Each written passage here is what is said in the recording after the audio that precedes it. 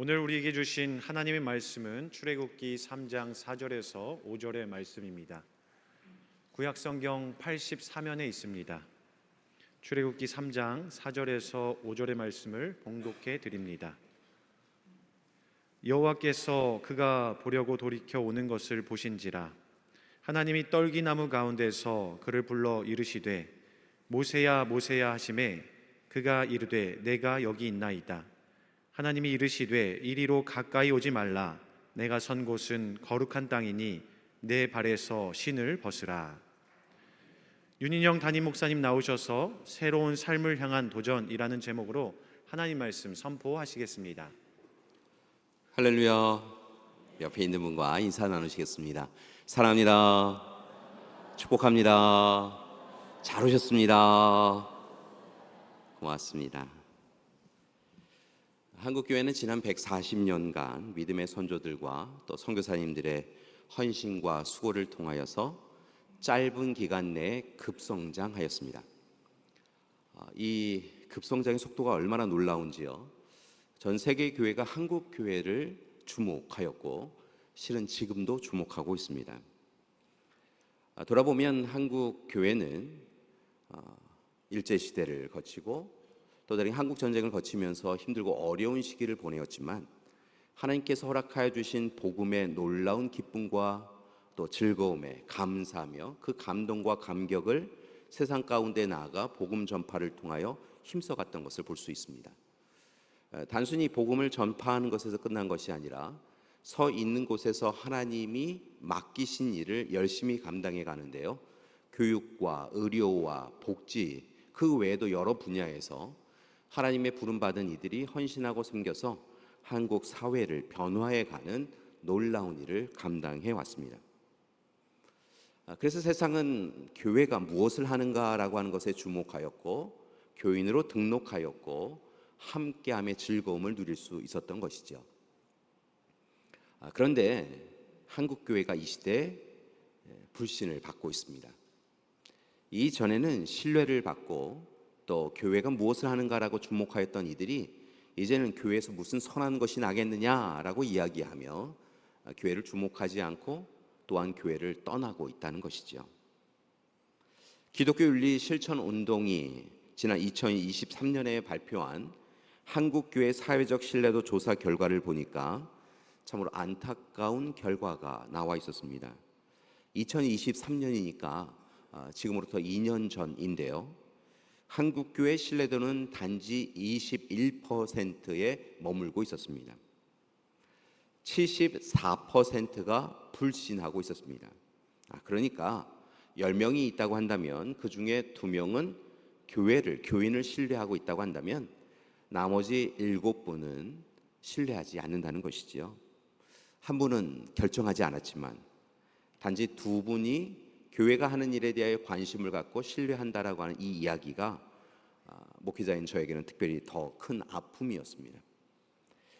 그에 반하여서 가톨릭은 35%, 불교는 42% 정도가 신뢰한다라고 하는 결과가 있었습니다. 그 한국 교회가 신뢰를 받지 못하는 대표적인 주요 원인에 대하여서 기록한 것을 보니까 이런 것들이 있었습니다. 교회 이기주의, 그러니까 교회가 교회만 생각한다는 것이지요. 목회자와 교회 지도자들이 비리를 행하였다라고 하는 소식이 끊임없이 들려와서 교회를 신뢰할 수 없다라고 이야기하고 있었습니다. 교회의 불투명한 재정, 언행이 불일치하는 것, 도덕적 상시와 윤리적 타락을 거론하면서 교회는 신뢰할 수 없는 곳이 되었다는 것입니다. 교회 여러분은 어떻게 생각하시는지요? 이 결과를 보면서 2023년의 이야기니까 이제는 나아졌다라고 우리는 확신할 수 있을까요? 분명한 것은 별로 달라진 것이 없는 것 같습니다. 특별히 이 시대는 교회의 모습을 바라보며 교회를 떠나는 많은 이들이 있는 시대이기 때문인 것이죠. 그러기 위해서 많은 이들이 교회의 부적절함에 대하여 또 교회의 나쁜 점에 대해 이야기하고 있는 것이 익숙해진 시대입니다. 그래서 젊은 세대의 이야기들 가운데 마음을 아프게 하는 이야기가 있는데요. 이렇게 우리의 자녀들이 모인 그 자리에서 아직도 교회를 다니냐라고 하는 이야기를 주고받는다라는 이야기를 들었습니다. 사랑하는 여러분, 달라져야 합니다. 우리 자녀들이 그런 이야기를 한다라고 하는 것은 부모된 우리가 교회답지 않아서, 교인답지 않아서 그 이야기가 나누어지고 있다라고 하는 것을 뼈저리게 아파하며 이제는 정말 우리가 먼저 바뀌어져야 한다는 것이죠. 교회는 교인다워져야 하고 교회는 교회다워져야 합니다. 이 지역에 지난 132년간 우리 교회가 하나님의 말씀을 전하고 있는데요, 능곡교회가 있어서 참 다행이다 라고 하는 이야기를 우리의 이웃들로부터 들을 수 있는 교회 공동체가 되어야 될 줄 믿습니다. 그러기 위하여 오늘 이 시간 우리는 순례자의 인생을 살아가며 어떤 삶을 살아가야 될 것인가, 내일로 미루지 말고 지금 여기에서 어떤 그리스도인으로 살아갈 것인가 라고 하는 것을 깊이 고민하고 그 일을 실천하기를 소망합니다. 그러기 위하여 오늘 말씀의 제목처럼 새로운 삶을 향한 믿음의 도전을 해나가는 우리가 되기를 소망합니다. 그렇다고 한다면 과연 어떤 도전을 해나가야 될까요? 오늘 말씀, 모세를 통하여 하나님이 그를 만나신 이 사건을 통하여 우리가 마땅히 살아가야 될 삶을 들여다보기를 원합니다. 모세는 성경의 말씀에, 특별히 구약의 말씀에 아주 주요한 인물로 나오는 사람인 것을 볼 수 있는데요, 율법을 대표하는 사람이라고 여겨지는 그의 인생을 찬찬히 살펴보면 40년을 그렇게 구분하여서 세 시기를 그가 보냈던 것을 볼 수 있습니다. 40년씩 그의 시기를 세 가지의 시기로 나눌 수 있다는 것이죠. 첫 번째 40년은 그가 왕자로서 애굽의 왕궁에 머물렀던 시기였던 것을 볼 수 있습니다. 그는 유대인이었는데요, 이스라엘 백성이었는데요, 그가 애굽의 왕자가 된 데에는 특별한 이유가 있었습니다. 모세가 태어나던 시기, 그 어느 시기보다 이스라엘 백성들은 위기의 시기를 경험하고 있었습니다. 이스라엘 백성들이 인구가 급속도로 성장해 가는 것을 별로 탐탁스럽게 여기지 않았던 애굽의 왕조는, 바로는 이제 만약에 이스라엘 백성들의 가정에 남자아이가 태어나면 그들을 죽이라 라고 명령합니다. 이스라엘 산파들에게 만약에 너희가 이스라엘의 산모들의 이 출산을 돕게 되어지면 그곳에 가서 여자아이가 출생하면 살려주되 남자아이가 태어나면 그들은 죽이라 라고 하는 끔찍한 명령이 주어졌다는 것이죠. 이로 인하여서 모세는 태어나자마자 죽게 되었는데요, 다행스러운 것은 산파와 모세의 어머니와 누이의 지혜를 통하여서 그가 살림을 받습니다. 모세는 태어나자마자 숨김을 당하여 지는데요, 그렇게 오랜 시간 숨길 수 없다라고 하는 것을 깨달은 어머니와 누이가 이제 방주에 담아서 이 아이를 나일강에 띄우게 되지요. 감사한 것은 하나님께서 그를 눈여겨보셨고 여인들의 눈물을 바라보시며 마침내 애굽의 공주를 그 나일강으로 보내십니다. 목욕을 하러 그곳에 왔던 이 애굽의 공주는 그 아이가 유대의 남자아이다라고 하는 것을 알았지만 그 아이를 그대로 그냥 죽게 둘 수 없었기에 품어서 양자로 두고 왕자로 그렇게 키우게 되었던 것이죠. 애굽의 왕자로 살아가며 40여 년 동안 모세는 그곳에서 유모가 된 어머니를 통하여 자신이 이스라엘 사람이라고 하는 정체성을 가지고 살아가지만 또 다르게 하면은 애굽의 교육을 받으며 40여 년간을 살아갑니다. 그 이후에 40여 년을 보내었던 것은 이제 미디안 광야에서 목자로 살아가는 삶이었던 것을 볼 수 있는데요, 앞서 소개해드렸던 대로 왕자로 살아가던 그 과정 가운데 이스라엘 이 사람이라고 하는 정체성을 가지고 있던 그는 우연한 시간 이 이스라엘 백성을 살리기 위하여 애굽인을 죽이는 일을 행합니다. 그리고 결국은 애굽인을 죽였기에 도망자 신세가 되지요. 그가 멀리 떠나서 미디안 광야에 이릅니다. 다행스러운 것은 그 길을 하나님께서 동행해 주셨고 거기서 미디안의 제사장 이드로를 만나게 하시고 그의 딸인 십보라와 결혼을 하게 하시지요. 그리고 그곳에서 40여 년 동안 성경의 말씀을 보면, 행간의 말씀을 보면 그리 뛰어난 목자는 아니었던 것으로 보이는데요, 그저 하루하루 이 장인 어른의 양과 가축을 몰고 광야에 와서 먹을 것을 제공하는 목자로서 살아갑니다.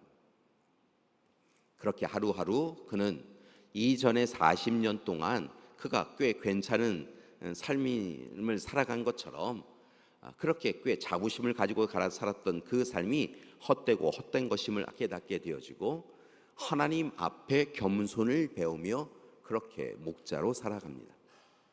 그리고 마지막 40년은 마침내 하나님의 부르심을 받아 애굽의 바로 앞에 나아가 백성들로 하여금, 이스라엘 백성들로 하여금 사흘 길을 떠나 하나님 앞에 예배드리도록 해달라라고 하는 요구를 하게 되는 일꾼으로 살아가게 되었던 것이죠. 그리고 마침내 10번의 재앙이 애굽에 내려지게 되고 그렇게 떠나라라고 하는 이야기를 듣고 이스라엘 백성들을 이끌고 나와 마침내 광야길을 걸어 약속의 땅에 이르는 그 일을 하나님의 명령에 순종하여 감당하는 일꾼으로서 살아갑니다.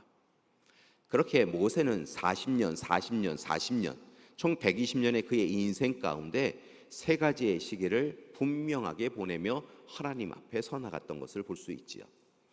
오늘 말씀은 바로 그렇게 모세의 세 가지 다른 시기 가운데 두 번째 시기와 세 번째 시기를 나누는 특별한 사건을 기록하고 있는 것을 볼 수 있습니다. 즉, 이 특별한 사건이 있지 않았다고 한다면, 하나님의 부르심의 사건이 있지 않았다고 한다면 그는 여전히 목자로 살아갈 수밖에 없었던 그런 사람이었다는 것이지요. 그렇다고 한다면 오늘 이 시간 영향력 없는 목자로 살아가던 그에게 하나님께서 찾아오셔서 어떤 놀라운 사건을 주셨기에 그는 선한 영향력을 끼쳐가는 하나님의 일꾼으로 살아갈 수 있었던 것일까요? 오늘 말씀으로 좀 더 깊이 들어갑니다. 오늘 말씀을 보니까 모세는 어느 날처럼, 다른 날들처럼 그저 그렇게 하루를 시작하고 이 장인 어른의 양과 염소와 가축을 이끌고 미디안 광야 어느 지점을 향하여 나아가고 있는 것을 봅니다. 그런데 그가 가던 그 길 가운데에서 특별한 모습을 발견하게 되지요. 그것은 바로 불이 붙었으나 타지 않는 떨기나무였습니다. 처음에는 지나갔던 모세가 불이 붙었으나 타지 않는 이 떨기나무를 바라보며 다시 그 발걸음을 돌이켜서 그 앞에 서게 되었다라고 성경은 증거합니다. 이 떨기나무는 이 광야에 있는 나무 중에 하나인데요, 불이 붙으면, 온도가 조금 상승하여 불이 붙으면 쉽게 사그라져서 있기는 있지만 곧 없어지는 그런 미약한 존재가 바로 이 떨기나무였던 것을 봅니다. 일상화되어 있는 모습이었기에 모세는 저 나무도 온도가 상승함을 통하여 불이 붙고 타버렸구나 라고 생각하며 지나갔는데요, 놀라운 것은 다른 나무들과는 달리 불이 붙어서 불이 활활 타고 있을 때 사그라들지 않는 것을 보았다는 것이죠.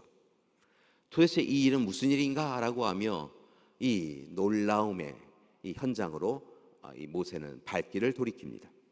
그리고 그곳에서 하나님을 만나 뵙지요.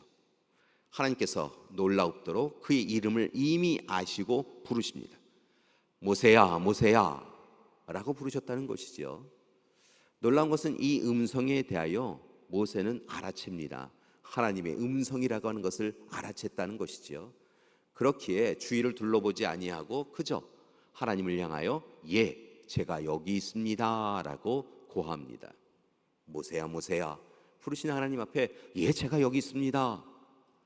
무려 80여 년의 시간 동안에 하나님 없이 하나님을 외면하고 살아온 듯한 그의 인생 가운데 그는 하나님을 기억하고 있었고 하나님의 부르심에 제가 여기 있습니다 라고 하며 그렇게 하나님 앞에 섰다는 것이죠.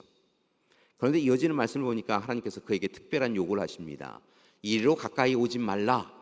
조금 더 가까이 와서 그 놀라운 현상을 바라보고자 했던 그에게 멈추어라 라고 이야기하신 이후에 내가 선 곳은 거룩한 땅이니 너의 발에서 신을 벗으라 라고 하나님이 말씀하셨다는 것이죠. 거룩한 땅이다, 가까이 오지 말아라 라고 하는 것과 함께 신을 벗으라 라고 명령하십니다.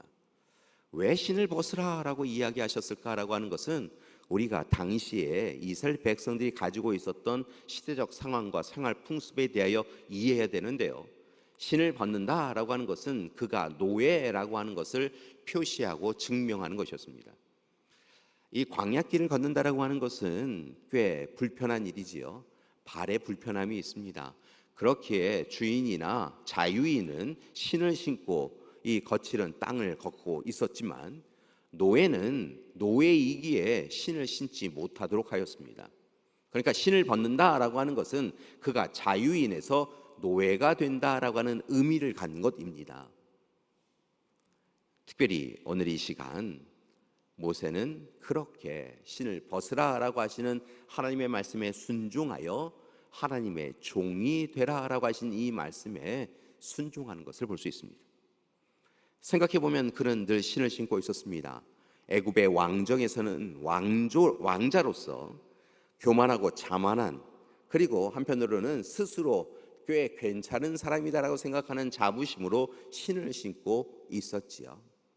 그리고 이제 광야길에서는 역시 그는 신을 신고 있었는데요. 그가 신은 신은 어찌 보면 참으로 오늘 이 시간 이전의 자랑거리를 다 잃어버린 자로서 한편으로는 열등감을 가지고 무기력함을 가지고 신을 신고 있었던 존재였습니다. 교만과 자만의 신발, 그리고 무기력감과 열등감이라고 하는 신발을 신고 있는 그런 존재였다는 것이죠. 그런 그에게 오늘 이 시간 하나님은 그를 부르시며 그 모든 신을 내려놓고 이제는 하나님의 종이 되어라, 하나님의 일꾼이 되어라 라고 말씀하고 계셨다는 것입니다. 그러면서 하나님은 그에게 요구하십니다. 이곳은 거룩한 곳이니 이제 너는 하나님의 일꾼으로 거룩하고 정결하라 라고 이야기하여 주셨다는 것이죠. 그 말씀 가운데 담겨져 있는 이 거룩함, 정결함이라고 하는 것은 무엇일까라고 하는 것을 살펴보니까요, 이 거룩이라고 하는 것을 이야기할 때 이스라엘 백성들은 보통 히브리어는 코데시, 그리고 헬라어로는 하기아스모스라고 하는 단어를 사용하는 것을 볼 수 있는데, 이 단어의 뜻이 공이 세속적인 것, 부정적인 것에서 떼어짐, 떼어놓음, 구별, 분리를 의미하는 것을 볼 수 있습니다. 그러니까 이 거룩이라고 하는 의미, 하나님께서 오늘 신을 벗으라라고 이야기하며 거룩함을 회복하라라고 이야기했던 것은 너의 자랑, 너의 수치, 이 모든 세속적인 것에서, 부정적인 것에서 이제 떼어짐을 당하여 하나님 앞에 구별하고 성별된 자로 살아가라라고 하는 그런 의미가 있다는 것이지요. 그리고 이제 신을 벗은 모세는 하나님의 일꾼으로 이전의 자랑도, 이전의 수치와 조롱도 다 내려놓고 하나님의 일꾼으로 쓰임받는 40년을 시작한 것을 볼 수 있습니다. 이 모습을 보며 모세가 설레이는 그 마음을 느낄 수 있었습니다. 왕자로, 목자로 설레는 것이 아니라 하나님의 일꾼으로 설레이며 하나님의 그 부르심과 보내심에 설레며 하나님의 쓰임받는 일꾼으로 살아간다는 것이지요. 바라고 나기는 오늘 이 시간 불시대 시대, 어찌 보면 교회는 교회답지 않고 교회는 교인답지 않아서 세상으로부터 염려가 되고 하나님의 근심이 되고 있는 오늘 이 시대, 우리는 이 말씀을 통하여 다시 설렘을 가지고 하나님과의 그 첫사랑을 회복하고 하나님의 사람으로 다시 서나가기를 소망합니다. 그러기 위하여 오늘 이 시간 모세가 보여주었던 세 가지를 우리가 다가오는 한 주간 힘써서 수고하고 애쓰며 노력하여서 참으로 그 일을 행해가기를 소망합니다. 첫 번째, 여러분에게 부탁드리는 것은 모세처럼 하나님께로 돌이켜야 한다는 것입니다. 모세는 불이 붙었지만 타지 않는 떨기나무의 모습을 보며 돌이킵니다. 저것은 좀 특별하구나라고 하면 그냥 그 자기가 가던 길을 갔던 것이 아니라 돌이켜 그 자리에 섰다는 것이지요. 그가 돌이켜 섰다라고 하는 것은 그것이 하나님의 임재의 모습인 것을 알아챘기 때문에 그렇습니다. 여러분, 모세처럼 하나님의 임재가 있는 곳에 우리의 발걸음이 돌이켜지길 소망합니다. 하나님이 계시는 곳에 우리 또한 있어야 한다는 것입니다. 하나님의 임재를 누리는 거룩한 현장에 우리의 발걸음이 머물러야 한다는 것입니다. 우리의 삶의 자리는 세상 가운데 거하는 것이 아니라 하나님 앞에 서야 합니다. 하나님 곁에 있어야 합니다. 하나님을 우리의 삶의 중심에 모셔드려야 합니다. 하나님의 임재 현장에 거하며 하나님 앞에 기쁨과 감사로 서나가야 하는 것, 그것이 바로 우리의 삶이 되어야 한다는 것이지요. 그러기에 부탁을 드립니다. 탕자가 아버지 집으로 돌이킨 것처럼 우리의 지금의 현 삶을 참으로 부끄러워한다고 한다면 탕자처럼 돌이켜서 하나님 앞에 서 나가는 우리가 되기 소망합니다. 회개와 돌이킴의 역사가 있어야 한다는 것이지요. 그리고 이제 하나님이 우리의 하나님이심을 인정하며 하나님 곁에서 멀리 떠나가지 마시고 하나님 앞에 서 나가시는 여러분이 되길 소망합니다. 몇 주간에 걸쳐서 여러분에게 부탁을 드렸지만 하나님의 손을 꽉 붙잡고 교우들의 손을 꽉 붙잡고 하나님 앞에 서 나가시는 것, 그것이 바로 모세가 우리에게 이야기해 주는 첫 번째 모습인 것입니다. 너무 멀리 떠나지 마십시오. 하나님 곁에, 하나님 안에 거하셔야 합니다. 두 번째로 부탁을 드리는 것은 하나님의 부르심에 민감하셔야 한다는 것입니다. 세상의 이야기가 들려옵니다. 내면의 욕심과 탐욕의 소리가 우리의 삶을 흔들어 놓습니다. 그리하여 문제가 생기더라는 것이지요. 오늘 모세가 하나님의 부르심에 예, 제가 여기 있습니다 라고 민감하게 응답하였던 것처럼 이제 우리도 하나님의 부르심에 예, 제가 여기 있습니다, 말씀하옵소서 라고 하며 민감하게 반응해야 될 줄 믿습니다. 사랑하는 여러분, 우리의 생각과 가치관과 기준에 이끌림을 받는 것 멈춰서야 합니다. 오히려 하나님의 말씀과 생각과 뜻에 민감하여서 우리의 삶을 거기에 맞추어 가야 될 줄 믿습니다. 지난 한 주 그랬던 것처럼 다가오는 한 주간도 우리는 삶의 기로에 서서 무엇인가를 결정해야 될 시간들을 경험하게 될 것입니다. 그때에 익숙한 이야기, 세상의 이야기, 우리 옆집의 사람들의 이야기, 우리 내면의 탐욕의 이야기에 귀를 기울여 선택하지 마시고 하나님의 부르심, 하나님의 뜻하심, 하나님의 계획하심에 민감하게 반응하며 하나님이 원하시는 것을 선택하며 살아가는 우리가 되길 소망합니다. 세상 사람들은 그 일에 대하여 왜 이렇게 어리석느냐라고 이야기하려는지 몰라도 그 일을 선택할 때 하나님이 주시는 기쁨이 우리를 사로잡게 되어지고 마침내 하나님이 주신 약속의 자리에, 기쁨의 자리에 우리가 서나가게 되어질 줄 믿습니다. 자, 첫 번째, 하나님께로 돌이켜 하나님의 임재를 누리라고 부탁드린 것과 함께 두 번째, 하나님의 부르심에 민감하여 하나님의 뜻을 선택하라 부탁드렸는데요. 이제 마지막 세 번째 부탁드리는 것은 주저함 없이 하나님 앞에 신을 벗어야 한다는 것입니다. 우리의 신을 벗어야 합니다. 모세에게 신을 벗으라 라고 이야기하셨던 것은 그가 가지고 있던 자랑거리, 교만과 자만을 내려놓으라, 그가 가지고 있었던 열등감과 무기력함을 내려놓으라 라고 하시고 이제 하나님의 일꾼으로 살아가셔라 라고 하시는 하나님의 명령이었던 것을 기억하시고 이제 우리도 하나님 앞에 우리의 주권자, 주인 되신 하나님 앞에 우리의 신을 벗어야 한다는 것입니다. 이곳은 거룩한 땅이니 하나님의 능력과 권세로 우리를 이끌어 가시는 곳이니 오늘 세상과 분리하여 별개가 되어져서 성별하여 구별되어져서 하나님 앞에 서셔야 한다는 것입니다. 오늘 오직 하나님의 뜻에 겸손히 순종하며 우리의 신을 벗어야 될 줄 믿습니다. 자기를 부인하고 자기 십자가를 져야 하는 것이지요. 주님처럼 그리 행하는 것이 옳습니다. 삶의 목표가 달라져야 합니다. 목표를 이루고자 하는 방식과 방법도 달라져야 합니다. 우리의 기쁨의 이유, 슬픔의 이유도 달라져야 합니다. 세상 사람들과 똑같은 것을 얻지 못하였기에 슬퍼할 이유가 없습니다. 오히려 하나님이 우리와 함께 하시는 그 단지 한 이유로 우리는 절망과 낙심의 현장에서도 기뻐할 수 있어야 한다는 것이죠. 우리가 단지 먹고 살 일을 잡을 얻기 위하여서 살아가는 것이 아니라 하나님의 콜링에 의지하여, 부르심에 의지하여 그 뜻에 합당한 삶을 살아갈 때 행복할 수 있어야 할 줄 믿습니다. 이를 위하여 여러분 다시 한번 부탁드립니다. 지금까지 살아왔던 삶이 우리도 만족스럽지 않고 하나님도 기뻐하시지 않는다라고 한다면 여러분 다시 지금 여기에서 새로운 삶에 도전을 하기를 원합니다. 특별히 믿음의 도전을 해나가는 우리가 되길 소망합니다. 지금까지 살아온 삶의 모습으로 하나님 앞에 섰을 때 부끄러워할 수밖에 없다고 한다면 지금 이 자리에서 이전의 삶을 내려놓고 하나님이 기뻐하시는 새 사람의 삶을 이제는 실천하며 살아가야 될 줄 믿습니다. 열정과 기쁨을 잊어버린 신앙생활, 만성 피로로 무기력해진 신앙생활, 스스로도 감격과 감동을 누리지 못하기에 누구에게도 하나님을 믿으라고 이렇게 이야기할 수 없는 그런 신앙생활이라고 한다면 멈추어 서서 모세처럼 다시 하나님 앞에 서는 우리가 되어야 될 줄 믿습니다.